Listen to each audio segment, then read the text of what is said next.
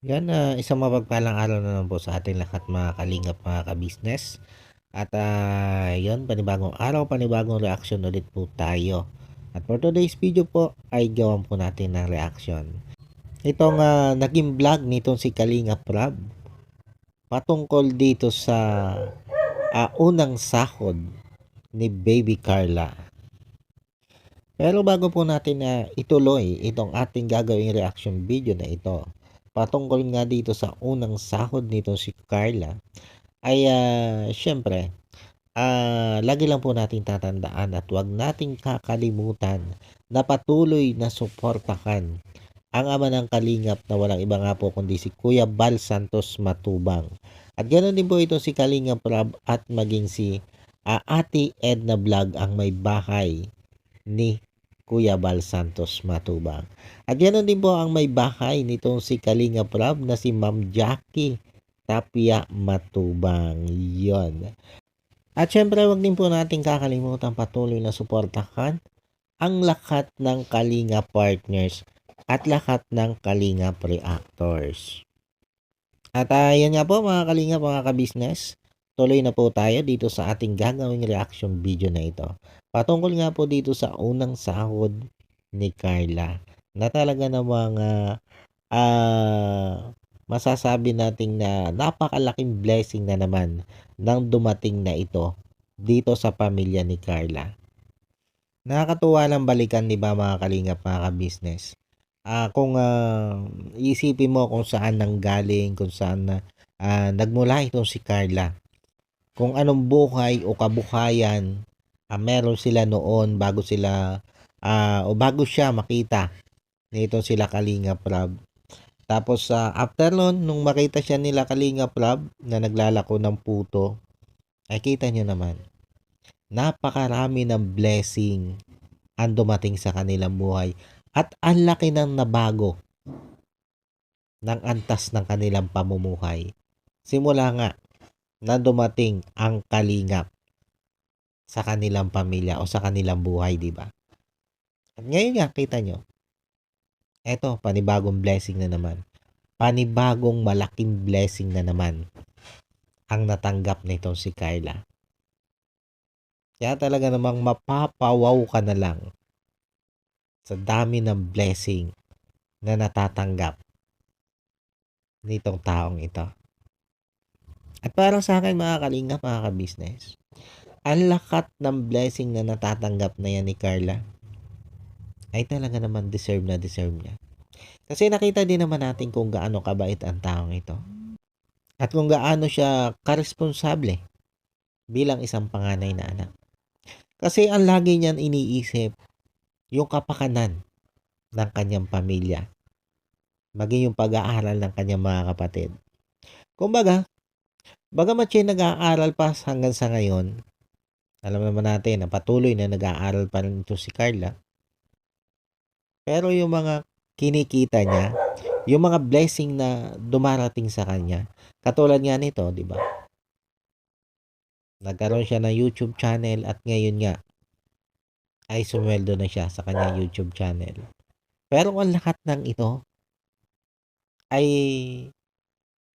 inilalaan niya para sa kanyang pamilya. Kumbaga hindi lang yung sarili niya ang kanyang iniisip. Laging kasama doon ang kanyang pamilya. Kumbaga hindi niya iniiwan sa pangarap ang kanyang pamilya. Tapos ang isa pang nakakatuwa dito mga kalingap, mga ka-business. Nakikita naman natin hindi lang si Carla ang masasabi nating mabait dito. Maging yung kanilang mga magulang, di ba? Katulad dito nga po sa pagiging successful ng YouTube channel nito si Carla. Kasi masasabi na natin successful yan eh. Biruin nyo, ilang panahon lang, di ba? Almost 100,000 na ang subscriber ni Carla. At napakalalaki ng views nila. At ito nga, sumahod na siya. At ang laki ng sinahod niya. Sa bagay, sabi nga ni Kalinga Prab, naipon ito ng 3 buwan. Itong sahod ni Carla ito kaya malaki. Pero malaking bagay ito mga kalingap, mga ka-business. Para sa isang bagong YouTuber, napakalaki ng sweldong ito ni Carla. At dito nga sa pagiging successful ng kanyang YouTube channel na ito, ang isa sa unang-unang pinagpasalamatan dito ng magulang ni Carla, lalo na nga nitong si nanay, ay itong sila Kalingap Rab. Kasi sabi nga ni nanay, kung wala sila Kalingap Rab, hindi maaabot ito ni Carla. Kumbaga, andon yung utang na loob o yung pagtanaw ng utang na loob nitong si nanay dito kay Kalingap Rab. Kung bakit nag-successful itong si Carla sa pag-YouTube. Nandun agad ang pagpapasalamat ni nanay. Bagamat alam natin na mas ang unang-unang pinagpapasalamatan ng mga ina ay ang ating Panginoon. Pero sabi ko nga, ang isa sa unang-unang pinagpasalamatan ni nanay ay itong sila Kalingap Rab bilang pagtanaw ng utang na loob. Kumbaga, andon yung nakikita natin na hindi sila nakakalimot. Hindi sila nakakalimot magpasalamat sa mga naging tulong nitong sila Kalingap Rab. Hindi lang kay Carla, kundi sa buong pamilya nila. Sabi nga ni nanay, siguro daw kung hindi dumating sa buhay nila ang Kalingap, baka nananatili pa rin sila dun sa dati. Dun sa dati, yung pagiging mahirap ang buhay. Na halos isang kahig isang tuka. Na baka nga ito si Carla ay patuloy pa rin sa pagbebenta ng puto. Paglalako ng puto. Kasi ang tanging hanap buhay lang naman ng kanyang asawa o nitong tatay nitong si Carla ay yung paglalaot, pangingisda. At hindi naman lagi na maganda ang huli sa pangingisda. Alam naman natin yan lahat, di ba? Lalo na ng mga kababayan natin mangingisda. Ika ngay ang pangingisda ay parang isang pakikipagsapalaran. Paglaot mo, hindi mo alam kung pag-uwi mo ay may dala kang isda na nahuli para sa pamilya mo. Minsan, lugi ka pa dyan. Kasi bibili ka ng gas, lalo na doon sa mga bangkang di motor. Minsan, lugi pa sila dyan. O kadalasan lugi pa sila. Dahil sa mahal na ng gasolina ngayon. Tapos minsan makuhuli mo wala pa sa 1 kilo. Ika nga swertihan. Swertihan kung makapag-uwi ka ng maganda-ganda sa pamilya mo. Sa tuwing ikay lalaot. Pero yan nga, sa ngayon, dahil nga sa pagdating ng Kalingap sa buhay nila, ay eto. Unti-unting nabago ang buhay nila. Unti-unting na naranasan nila yung maginhawang pamumuhay. At masasabi na nga natin na masaganang pamumuhay na ang nararanasan nila sa ngayon.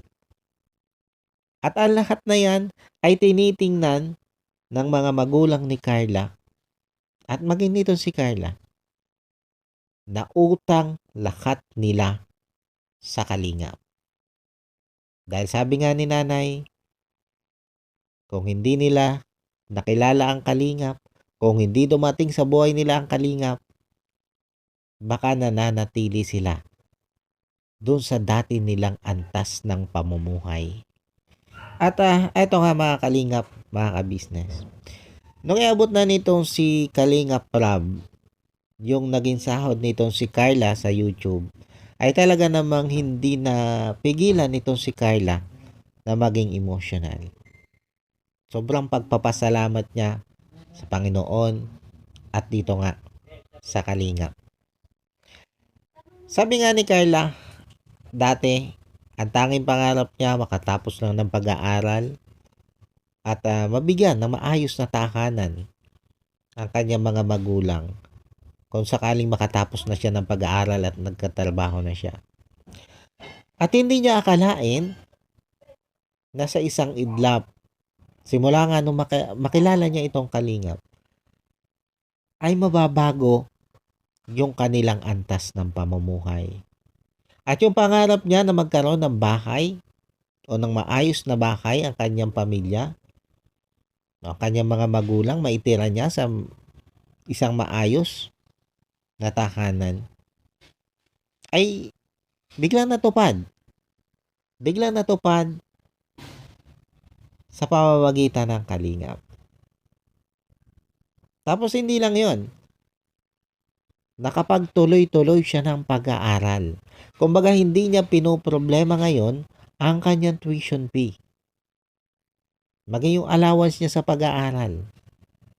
Hindi niya pinoproblema. Tapos eto nga, nagkaroon pa siya ng isang YouTube channel.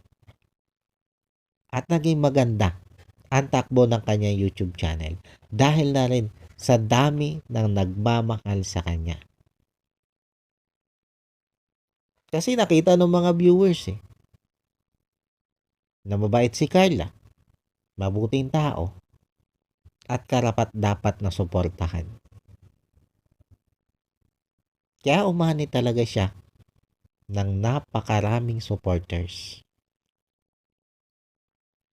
At ang kapalit nun ay ito, napakagandang biyaya.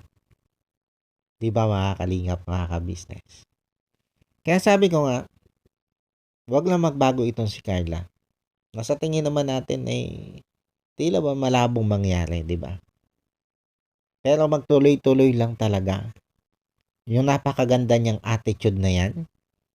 At sabi din naman niya, at sabi din ng magulang nitong si Carla, ay itong si Carla ay may kahandaan din namang magbahagi ng tulong do sa mga biyaya niya natatanggap. Kumbaga ang mindset na rin ni Carla ngayon ay ang sumunod sa adhikain ng kalingap na mag-charity din, magbigay din ng tulong do sa mga kababayan nating naghihirap.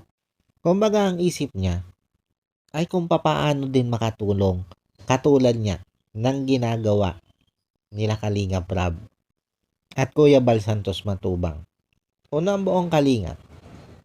Kaya sabi ko nga ang puso at isipan nitong si Carla ay puso't isipan ng isang kalingap.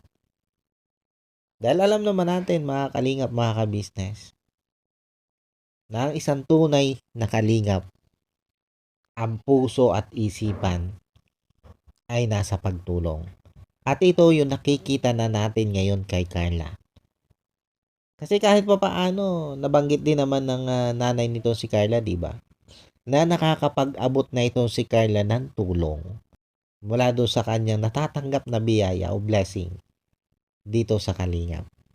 Kaya ngayon, na sumasahod na itong si Carla sa kanyang YouTube channel, asahan na natin yan mga kalingap, mga ka-business, na mas malaking tulong ang maiabot nitong si Carla o maiibahagi nitong si Carla para doon sa mga kababayan natin na masasabi nating nangangailangan. At ayun, congratulations sa iyo, Bibi Carla. At hangad ko ang mas lalo mo pang tagumpay, lalo na nga sa larangan ng pag-YouTube. Basta, sana, kung ano ka ngayon, kung ano ka noon, ay panatilihin mo lang yon. Sana magtuloy-tuloy ang pagiging mababang loob mo at yung puso mong matulungin. Sana hindi yan magbago. Para nang sa ganun magtuloy-tuloy lang yung blessing na natatanggap mo. At asahan mo, Carla, asahan mo na mas papalaki pa ng papalaki ang blessing na matatanggap mo once na hindi ka magbago. Ika nga ay panatilihin mo lang na ang mga paa mo ay nakaapak sa lupa.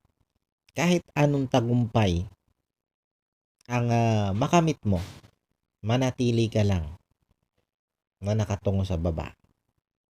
At huwag mong kakalimutan ang lahat ng tao na naging dahilan ng pagiging successful mo. At hangad ko din at dalangin ko din ang successful ng love life mo kasama si Kalingap Jomar. Di ba? Yan, at sana naman nga talaga, sana naman ay hanggang sa dulo, hanggang sa huli, ay kayo na talaga. Kayo na talaga ni Kalingap Jomar. Kasi nakikita ko din naman na mabait si Kalingap Jomar at isa siya doon sa magdadala sa'yo patungo doon sa tagumpay. At ganun ka din naman. Nakikita ko din naman na ikaw din ang magdadala kay Kalingap Jomar patungo doon sa tagumpay. Kasi nakikita naman ng lahat na kayo talaga yung nababagay na partner. At yung paano po mga kalingap, mga ka-business, siguro hanggang dito na lang muna po itong ating reaction video na ito para nga po dito kay Carla. At muli po ay yon muli Carla, congratulations sa una mong sahod na talaga namang napakakapal na puro kulay blue ang iyong natanggap na unang sahod. Congratulations sa iyo at sana ay magpatuloy pa ang tagumpay mo. At yun, paano po mga kalingap, mga ka-business, maraming salamat po at sana po nagustuhan nyo itong aking reaction video na ito.